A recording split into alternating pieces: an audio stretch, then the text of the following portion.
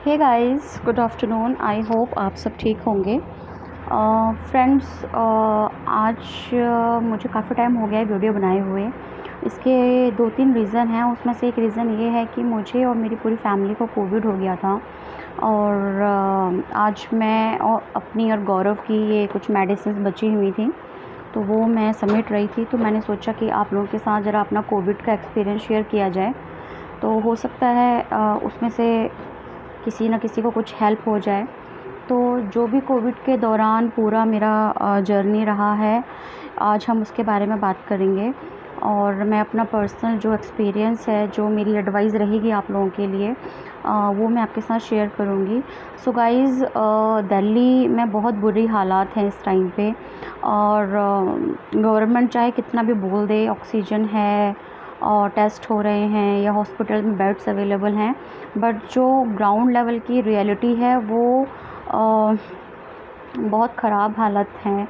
हम लोग खुद देख रहे हैं 400-500 लोग डेली के यहाँ पे छोड़ के जा रहे हैं अपने प्रियजनों को। तो मैं आपको अपने एक्सपीरियंस शेयर कर रही हूँ।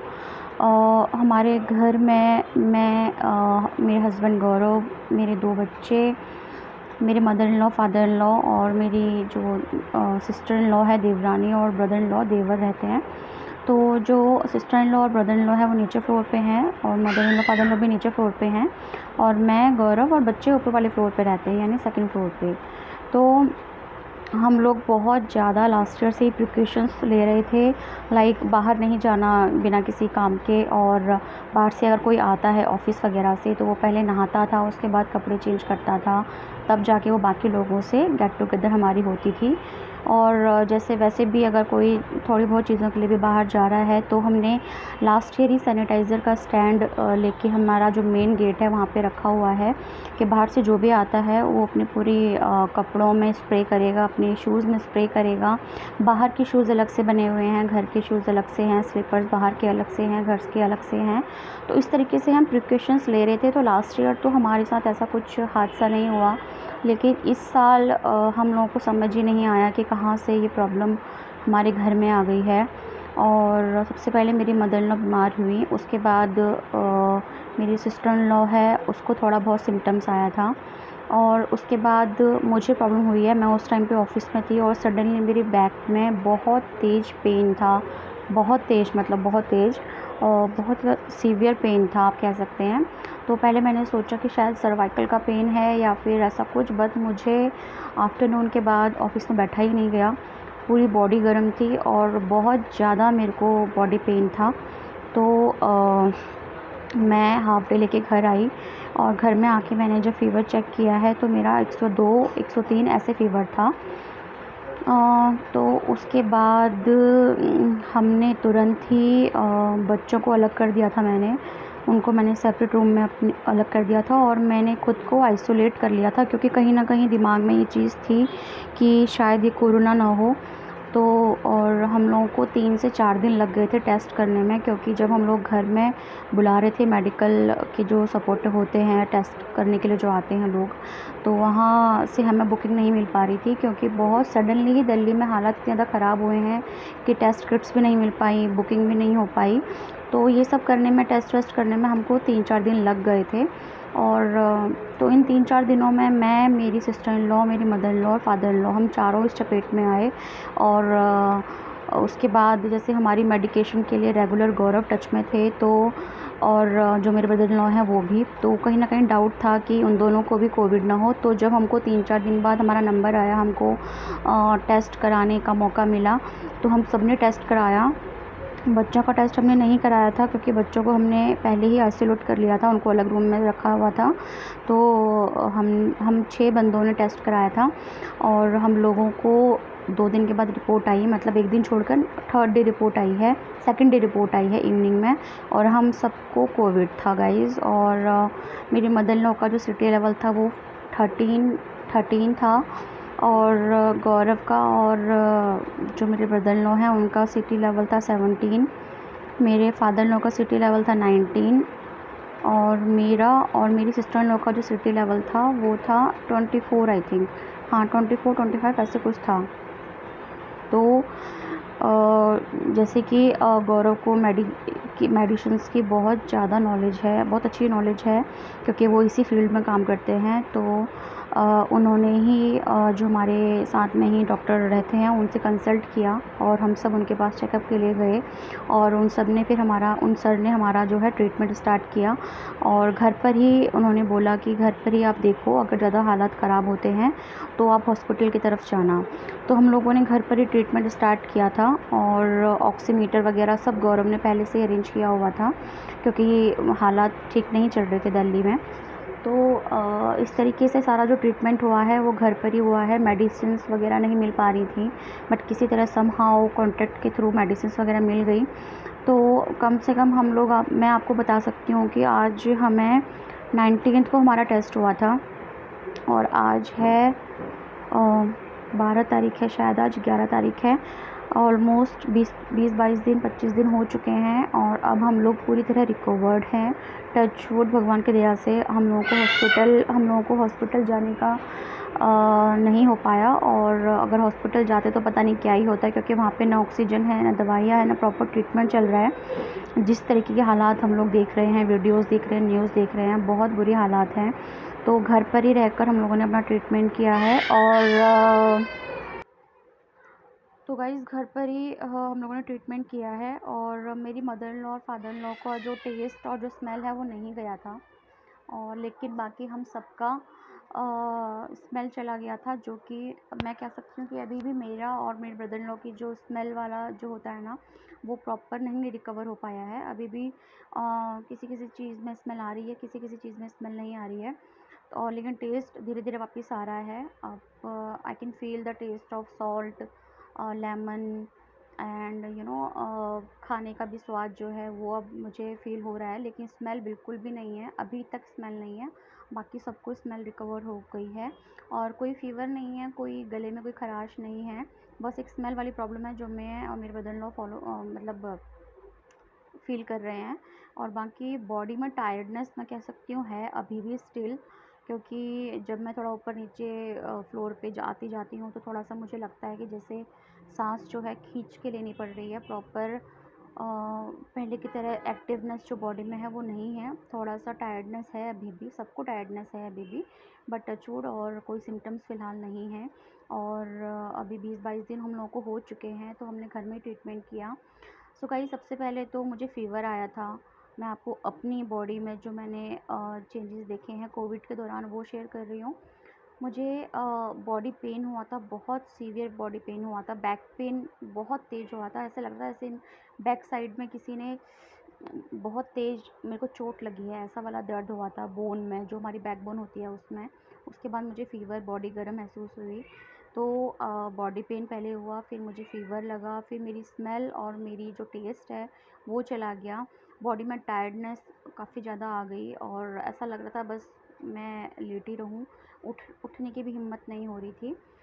लेकिन यहाँ पे मैं आप लोगों को एक चीज़ बताऊँगी गाइज़, मैंने खाना खाना नहीं छोड़ा। मैंने प्रॉपर अपना खाना खाया है, चाहे मैंने एक रोटी खाई है लेकिन मैंने खाई है। मैंने खाना खाना नहीं छोड़ा। बिल्कुल ऐसा वोमिटिंग जैसा फ़ील होता था, लेकिन फिर भी ज़बरदस्ती मैंने अपना खाना खाया। मैंने हल्दी वाला दूध भी पिया है twice in a day, morning में और इवनिंग में। मैंने फ्रूट्स खाए हैं। मुझे बिल्कुल मन नहीं था खाने का, मतलब mother in law, father in law बेचारे तो वो तो ऑलरेडी उनकी जो एज है उसके हिसाब से वो तो मतलब आप कह सकते हो कि बिल्कुल ही खाना नहीं खा पा रहे थे। बट फिर भी ज़बरदस्ती हम लोगों ने उनको भी खिलाया, और मैंने अपना भी खाना प्रॉपर तरीके से खाना शुरू किया। और जब 1 हफ़्ते के बाद, 8 से 10 दिन के बाद थोड़ा बेटर महसूस हुआ, तो हम लोगों ने थोड़ा अपना प्रोटीन डाइट को बढ़ाया है। दाल पीनी स्टार्ट करी सबने, और प्रॉपर अच्छे से घी में तड़का लगा के हम लोगों ने दालें पी हैं। हम लोगों ने एग्स खाए हैं, हम लोगों ने मिल्क लिया है, हम लोगों ने फ्रूट्स काफ़ी ज़्यादा खाए हैं, हम लोगों ने नट्स खाए हैं। और दवाइयाँ प्रॉपर तरीके से जो डॉक्टर ने हमें गाइड किया था और जो गौरव हमें बताते जा रहे थे, उस तरीके से हमने दवाइयों का प्रॉपर डोज़ ली है। एक टाइम में कम से कम 6 से 7 टैबलेट्स हम लोगों को खानी पड़ती थी, 3 टाइम्स, दिन में भी, सुबह भी और रात को भी। उसके अलावा हमने दूध वगैरह में और डाइट में काफ़ी ज़्यादा ध्यान दिया इस चीज़ का। तो और जो हमारा ऑक्सीजन लेवल था मेरा, बाकी मतलब हम सबका घर पे जो ऑक्सीमीटर में हमने ये ऑक्सीमीटर है, इसके थ्रू जो हमने चेक किया था, तो मम्मी का और पापा का ऑक्सीजन लेवल 93-92 तक चला गया था, जो कि थोड़ा रिस्की है, क्योंकि बिलो 90 जो ऑक्सीजन लेवल आता है वो थोड़ा रिस्की माना जा रहा है। तो वो था। तो ये ऑक्सीमीटर है, ये देखिए, ये ऑक्सीमीटर है।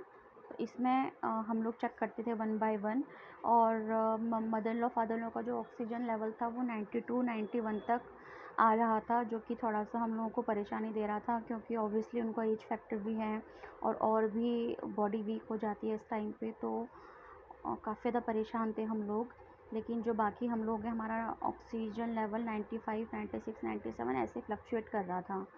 तो बट यही था कि हम लोगों ने किसी की हेल्प नहीं ली है, क्योंकि हम ना किसी को रिस्क देना चाहते थे कि हम जैसे खाना बाहर से मंगा रहे हैं, या हमने किसी रिलेटिव की भी हेल्प नहीं ली, क्योंकि हम नहीं चाहते थे कि हमारी वजह से किसी को ये जो संक्रमण है फैले। तो हम लोगों ने खुद ही जितना हो सका, मैंने, मेरी भी जो सिस्टर इन लॉ हैं, हमने घर पे ही मैनेज किया है। बच्चों को आइसोलेट रखा था अलग से कमरे में, और टचवुड भगवान की दया से बच्चों ने बहुत ज़्यादा सपोर्ट किया है इस चीज़ में। उन्होंने किसी भी तरह की ज़िद नहीं करी, दूर से ही बेचारे देखते थे और खुश हो जाते थे। बस उनको प्रॉपर तरीके से हम लोग दूर से ही खाना देते थे, दूर से ही उनके बर्तन वगैरह सैनिटाइज़ करते थे। तो इस तरीके से वो इस जो ड्यूरेशन रहा है हमारा, उससे बच गए हैं। और बाकी अब 20 दिन के बाद हम लोगों को काफ़ी बेहतर फ़ील हो रहा है। बस थोड़ा-सा जो मैंने आपको बताया, बॉडी में टायर्डनेस है। सो गाइज़, अगर आप लोग में ये सिम्पटम्स आते हैं, आपको फ़ीवर है, तो आप प्लीज़ इसको हल्के में मत लेना। अगर आपको बॉडी पेन हो रहा है, इस चीज़ को हल्के में मत लेना। वायरल फ़ीवर भी है, कई लोग जो हैं वायरल फ़ीवर बोलते हैं और अपने आप को ट्रीटमेंट नहीं दे पा रहे हैं, तो उनको काफ़ी ज़्यादा इस चीज़ से नुकसान झेलना पड़ रहा है। तो अगर आपको वायरल है, आपको वायरल फ़ील हो रहा है, आपको बुखार है, आपको बॉडी पेन है, तो ज़रूर एक बार डॉक्टर से ज़रूर कंसल्ट करें। खुद डॉक्टर ना बनें, बिना काम के बाहर ना जाएं, अपने घर में अपने घर को सैनिटाइज़ करते रहें। आप लोग देख सकते हैं कि इतनी ज़्यादा प्रिकॉशंस लेने के बाद भी हमारी जो है, मेरी पूरी फैमिली इस चीज़ में फँस गई थी, और बस हम ही जानते हैं कि हमने ये जो 15 से 20 दिन भुगता है, कैसे भुगता है, कितनी टेंशन में भुगता है। बट टच वुड, स्ट्रिक्टली हर चीज़ हम लोगों ने फॉलो करी, तो हम लोग घर पर ही रिकवर हो गए हैं। मेरी मदर इन लॉ का 13 सिटी लेवल आने के बावजूद भी हम लोगों ने काफ़ी अच्छे से उनकी केयर करी। सब ने, चाहे बेशक सबकी तबीयत बहुत ज़्यादा ख़राब थी, फिर भी सब ने एक दूसरे का साथ दिया है और एक दूसरे का ध्यान रखा है, जिसकी वजह से हम घर पर ही रिकवर हो पाए। तो मेरी आप लोगों से यही गुज़ारिश है, यही अपील है कि आप लोग प्लीज़ इस टाइम पे बहुत एक दूसरे का ध्यान रखें, अपनी डाइट का ध्यान रखें। और अगर आपको कोई सर्दी ज़ुकाम होता है, गले में ख़राश होती है, या फिर आप लोगों को फ़ीवर होता है, बॉडी पेन होता है, तो इस चीज़ को आप हल्के में ना लें। और कुछ बेसिक मेडिसिन्स हैं जो कि आप अगर अपने डॉक्टर से कंसल्ट कर सकते हैं, वो आप लेके रख सकते हैं। ये जो ऑक्सीमीटर है, ये बहुत ज़्यादा ज़रूरी चीज़ है। ये आप ऑनलाइन मंगा सकते हैं, या फिर किसी केमिस्ट शॉप से भी लेके रख सकते हैं, क्योंकि इस टाइम पे केमिस्ट शॉप में इस चीज़ की भी कमी है। ये ऑक्सीमीटर भी आपको नहीं मिलेगा। ये ऑक्सीमीटर जो मैंने खुद ने, गौरव ने 1100 रुपये में ख़रीदा था, 1100 रुपीज़ में, ये आपको 4000-5000 रुपये में मिल रहा है। बट ठीक है गाइज़, अगर आप लोगों को ये इतने में भी मिल रहा है, तो आप लोगों को ये ले लेना चाहिए, क्योंकि ये होना चाहिए घर में, ऐसा मैं मानती हूँ इस टाइम पे। और कुछ बेसिक जो दवाइयाँ हैं, एंटीबायोटिक्स हैं, वो अपने डॉक्टर से आप कंसल्ट कर लें, उसका भी स्टॉक आप कर लें, अपने पास रख लें, क्योंकि इमरजेंसी कभी भी बता के नहीं आती है, बस आ जाती है। और हम जैसे आम आदमी इस चीज़ में फँस के रह जाते हैं, और हम किसको दोष दें, गवर्नमेंट को दोष दें या आम पब्लिक को दोष दें, कुछ समझ नहीं आ रहा है इस टाइम पे। बट हालात बहुत ज़्यादा ख़राब हैं। तो मेरा मेन मुद्दा यही था आप लोगों से बात करने का, कि मैं आप लोगों को अपना पर्सनल एक्सपीरियंस शेयर करूं। और बस ये कुछ दवाइयाँ समेटते हुए मुझे ध्यान आया कि चलो आप लोगों से बात भी कर लूँ इस बहाने, और अपना जो पर्सनल एक्सपीरियंस मैंने देखा है घर पे, वो भी आपके साथ शेयर करूँ। तो बस आप लोग अपना ध्यान रखिए गाइज़। कुछ नहीं समझ में आ रहा है कि ये वायरस हवा में फैल गया है या कहीं से भी आ सकता है। अब तो मैं ये कहूँगी कि कहीं से भी आ सकता है। अगर आप सब्जियाँ ले रहे हैं, उससे भी आ सकता है, फ्रूट्स ले रहे हैं, उससे भी आ सकता है। आपके घर में अगर कोई सपोर्टिंग हेल्पर आपका है तो उसके थ्रू भी आ सकता है। आप खुद बाहर जा रहे हैं, बाहर से अंदर आ रहे हैं, तो आपके साथ आपके कपड़ों में लगकर, आपके चप्पलों में लगकर, कैसे भी ये वायरस जो है आपके घर में घर कर सकता है। तो आपको इससे बचना है। जितना हो सके, और इस चीज़ को बहुत सीरियसली आप लोग लें। आप डबल मास्क लगा के अगर आप ऑफ़िस वगैरह जा रहे हैं, बाहर निकल रहे हैं, डबल मास्क लगाएं। मास्क को टच ना करें, मास्क को भी सैनिटाइज़ करें घर आकर। गर्म पानी पिएं, आप लोग स्टीम लें, हम लोगों ने स्टीम भी ली है, रेगुलर स्टीम पे रहे हैं हम सारे। और क्योंकि जो ये जो वायरस है ना, ये आपके चेस्ट को ब्लॉक कर देता है और आपको गले में भी काफ़ी ज़्यादा घुटन सी महसूस होगी कि आप खुल के सांस नहीं ले पा रहे, क्योंकि मेरे साथ भी प्रॉब्लम हुई थी। ऐसे करके सांस को खींचना पड़ रहा था प्रॉपर। एक होता है ना, एक बैलेंस वाली जो ऑक्सीजन हम इनहेल करते हैं, वो चीज़ नहीं हो पा रही थी, तो ऑक्सीजन खींच के लेना पड़ रहा था। सांस चढ़ रही थी, अजीब सा एक घुटन महसूस हो रही थी कि बस अब तो गए आप, ऐसी वाली ऐसी वाली चीज़ भी मैंने फ़ील करी है। तो आप लोग इस चीज़ का भी ध्यान रखें और आप एक्सरसाइज़ करें, आप लोग फ्रेश खाना खाएं और विटामिन्स लें।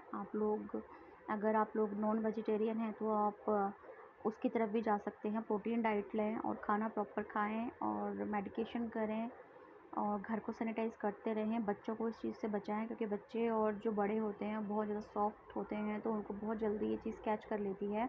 और मैं तो ये सोच रही थी कि हम यंग पीपल अगर इतना सफ़र कर रहे हैं, इतना हमें बॉडी पेन हो रहा है, हेडेक हो रहा है, मैं आपको बता नहीं सकती कि मैंने सर दर्द की कितनी दवाइयाँ खाई हैं इस ड्यूरेशन में।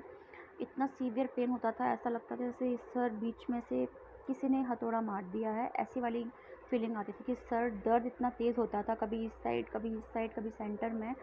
और मैंने हेडेक की भी बहुत ज़्यादा दवाइयाँ खाई हैं गाइस, और बस बहुत बुरा टाइम निकला है। और बाहर के हालात में बार बार आपको क्या बोलूँ, आप लोग देख रहे हैं, वीडियोज़ में देख रहे होंगे, न्यूज़ में देख रहे हैं, तो हॉस्पिटल जाने की नौबत बस भगवान जी किसी को न दें।